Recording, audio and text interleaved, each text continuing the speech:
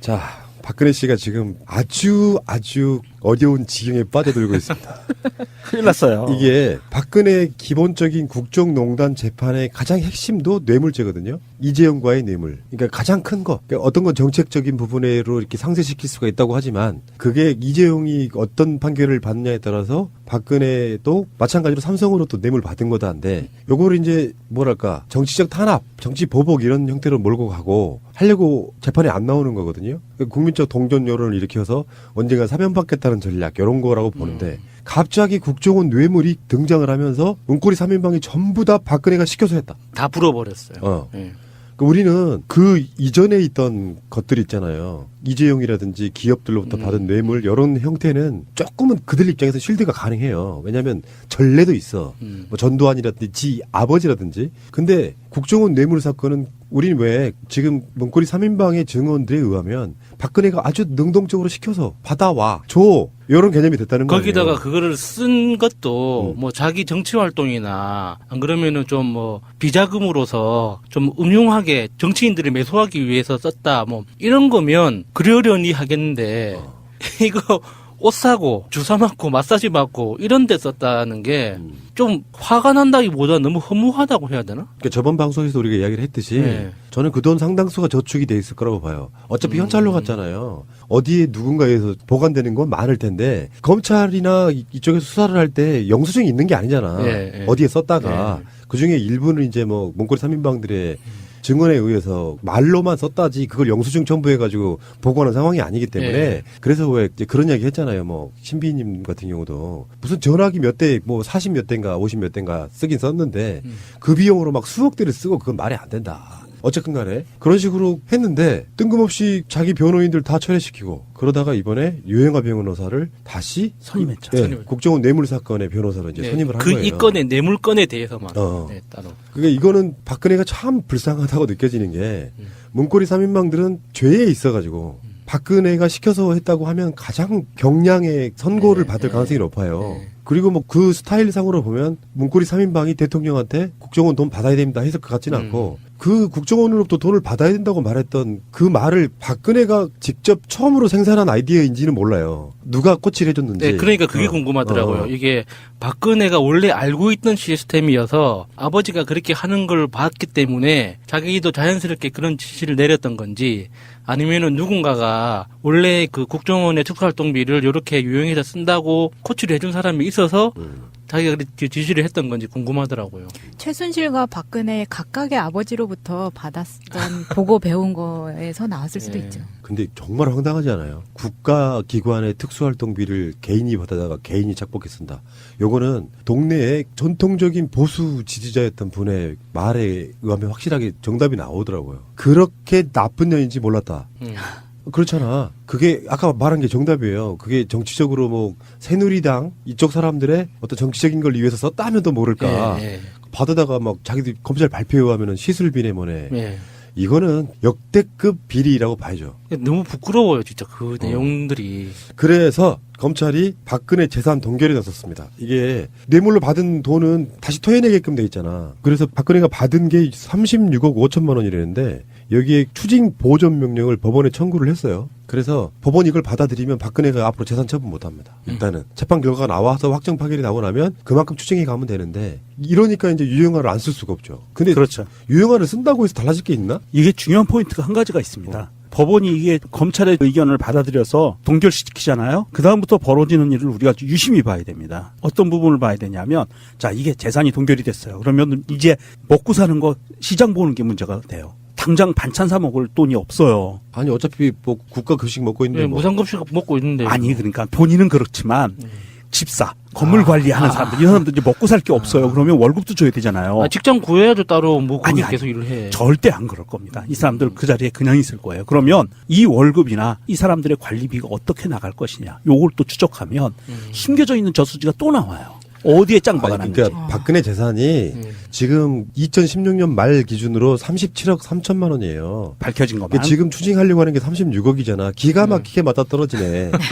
추징하는 게 이게 사실은 이게 공직자 불법 행위에 대해서 공무원 범죄에 관한 몰수 특례법이라는 법이 있거든요. 그래서 이 법률에 따라서 지금 집행하고 있는 건데 이 법률은 예전부터 있어 왔어요. 공직자들이 불법 행위로 인해서 돈을 모았을 때는 그걸 추징할 수 있다는 그런 법률이 있었는데 박근혜 시절에 이걸 개정을 합니다. 무엇을 개정하냐면 논리가 아주 재밌었어요. 전두환이 추징해야 될 돈들을 지난 10년의 민주정부 시절에는 뭐 하고 있었냐. 당신들 그렇죠. 근무 태만이다. 그러면서 법을 제정해서 추징을 하겠다. 그래가지고 기존에 있는 법률을 개정합니다. 맞아요. 딱 법률을 개정하는 게 두 줄을 개정을 해요. 이 두 줄이 뭐냐 하면 13년도에 개정되는데 중요한 건 이겁니다. 부치기조의 적용례 그래서 9조의 2부터 9조의 4까지 개정 규정은 이 법 시행 당시 몰수 또는 추징의 절차가 진행 중인 경우에도 적용한다.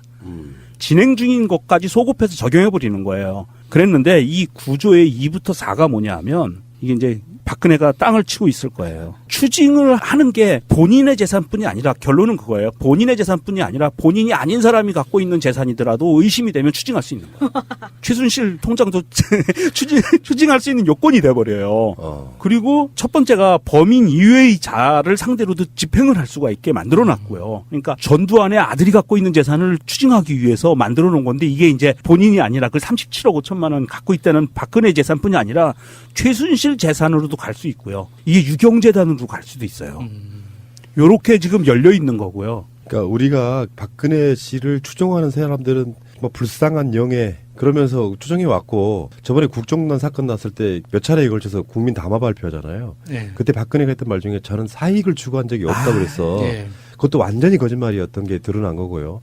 제가 그런 얘기 했잖아요. 좀 전에 대부분 예금으로 남아있을 거다라고 추정하는 것도 검찰도 마찬가지예요. 36억 5천만 원 중에서 이재만이 관리했다는 것을 제외하고 박근혜한테 직접 줬다는 돈이 20억 원인데 거기에 대한 용처는 전혀 나오지가 않았어요 지금. 그러니까 그거 돈하고 그리고 설마 박근혜 지금 재산이 37억 3,820만 원이라고 생각하는 사람은 없죠. 없죠. 네. 그렇다고 생각하는 분들은 좀 많이 아프신 분들이죠. 그렇죠. 박근혜 재산 동결을 했을 때 누가 가장 짜증을 내는지 그걸 지켜보면 될 것 같고 그리고 중간에 유영아를 누가 선임을 하게끔 아이디어나 다시 한번 유영아를 독려했을까를 생각을 해봤을 때 저는 그게 정윤회라고 생각해봅니다. 밖에서 자유로운 사람은 그 사람 하나밖에 없죠, 네. 현재. 반대로 꼭 그렇게까지 안 가더라도 유영아 입장에서 국정원 특활비 뇌물 줬댔다 해서 일단 찾아갔어요. 네. 그리고 막 유영아가 만났단 말이에요. 그리고 박근혜가 오케이 하니까 다시 변호인 선임하게 되는 그런 부분이거든요. 그러니까 박근혜가 유영하를 다시 선임했다는 이 기사를 보는 순간 영화의 한 장면이 생각난 게 그 신세계에서 보면 마지막에 최민식이 연변 거지들한테 죽잖아요. 그때 마지막에 그 최민식이 했던 대사가 그거거든요. 아 씨발 이러면은 나가리인데 이러잖아요. 그러고 죽거든요. 그러니까 절차상으로 네. 보면 유영아가 변호인 선임계라는 것을 작성을 자기가 해요. 해서 구치소로 갑니다. 가서 이거를 박근혜한테 보냅니다. 5035한테. 네. 그래서 5035가 그 서류를 보고 사인을 딱 해요. 그래서 선임이 된 거거든요. 그러니까 그때 박근혜가 속으로 그런 생각을 했을 거예요. 아 씨발 이 새끼들. 그래서 이 나가리인가? 이게 박근혜가 주동을 해서 했다고 하기에는 뭔가 석연치 않고 박근혜가 변호인 선임을 하겠다는 의사표시를 했다기보다는 누군가가 주도해서 유영아를 변호사 선임계를 미리 만들어서 가서 집어넣게 만든 그런 거 아닌가 하는 사실 의심도 없잖아 있을 수밖에 없고요. 어쨌거나 이 순간에 그 최민희 의원님의 성대모사가 필요합니다. 내 이것들 하는 거 있잖아요. 이게 그리고 박근혜가 이게 2013년도에 개정한 것 중에 하나가 이게 있습니다. 그래서 이제 이건 독박이에요. 특정 공무원 범죄에 관한 몰수 추징의 시효는 형법 제78조에도 불구하고 짧거든요. 불구하고 10년으로 한다. 딱 못 박아 버렸어요. 지금 추징 보전 신청한 게요. 박근혜만 아니고 최순실한테도 지금 77억 9천만 원. 그게 법원에 신청을 했는데 법원이 그걸 받아들였습니다. 아 그러면 이건 뭐 최순실 것뿐이 아니라 정유라 것도 다 내놔야 되고 이건 이제 뭐 최근에 그거 보도 보셨어요? 최순실이 정유라가 재산을 마음대로 처분 못하게 하는 신청을 내놨어. 네, 딸도 다 처분 못 믿는 신청했죠. 거야. 예. 참. 이게 그 사람들은 정말 철저히 이익으로 뭉친 집단이다. 돈을 보고 뭉친 집단이다라는 게 이게 백일하에 드러나는 거예요. 딸한테 안 주려다가 국가에 귀속되게 생겼네요. 보면 박근혜는 지금 재판을 보이콧하고 있는 입장인데 재판에 아예 출석을 안 해요. 그런 상황인데 유영아를 선임해서 재판에 성실히 임하려는 자세를 보이는 것을 보면 돈이 아니면 움직이지 않는 세력들인 거예요. 이 사람들은 정말. 그래서 이 사람들의 생명을 끊는 방법은 하나, 돈을 잡으면 된다. 지금 최순실이 25년 받았죠. 네. 그 정청래 의원에 의하면 10년 정도 깎여서 15년 정도라고 하면 지금 최순실이 60대 초중반 정도 됐잖아요. 그러면 15년 정도를 만약에 살고 나오면 70 후반? 70대 후반 정도. 그 최순실이 그랬다 그랬죠. 감옥에서 죽으라는 소리냐 뭐 이렇게 했다고. 안 죽어요. 요즘은 얼마나 어르신들 건강한데요. 그러면 밥도 잘 나오거든. 정기적으로 운동도 시켜주고 그럼. 소식도 시켜주고 얼마나 슬기로운 좋아요. 감방 생활. 이분들이 뭘 모르시네. 그렇게 자유롭게 권력 누리던 사람들이 갇히면요 미쳐요. 우라병 생긴다고. 아, 그래도 사람은 적응의 동물이어서 다 이렇게 밥 따라가게 돼 있어요. 재영이 보세요. 적응 잘하고 있잖아요. 얼굴빛 좋아졌어요. 사극을 보면 나오는 용어 있잖아요. 옥사. 예. 아이, 그때는 두들겨 팼으니까. 그리고 한 가지가 놓쳤던 게 있는데, 이게 이제 우리가 유기징역형은 30년까지만 한다 그랬잖아요. 그리고 나머지는 무기라고. 근데 이게 판사가 늘릴 수가 있대요. 미국처럼. 예, 우리나라도 150년 법률상으로 120년까지는 안 되고 이 30년형을 만약에 구형을 했어요. 검사가 판사가 봐서 죄질이 악독해. 그리고 30년을 받을 수 있는 죄질이야. 그리고 이게 여러 가지 범죄가 경합되어 있잖아요. 그 중에 가장 중요한 뇌물죄가 30년이야. 그리고선 판사가 판단을 하면 이거에 1.5배까지 늘릴 수 있대요. 그래서 45년형까지 때릴 수 있다고 그러더라고요. 45년형은 너무 최대. 심한 것 같으니까 최대 45년. 30년까지만 하셔. 그 최순실이 그걸 다 마치고 나오면은 정유라가 지금의 최순실 나이가 돼 있거든요. 그러네. 아이 참. 자 어쨌건 박근혜 씨가 지금 급하긴 급했고요. 모든 걸 다 정치 보복으로 몰아가고 국정농단은 최순실이 한 거지 내가 한 게 아니다 쪽으로 논리를 만들어 가다가 지금 이제 제대로 걸린 것 같고요. 예.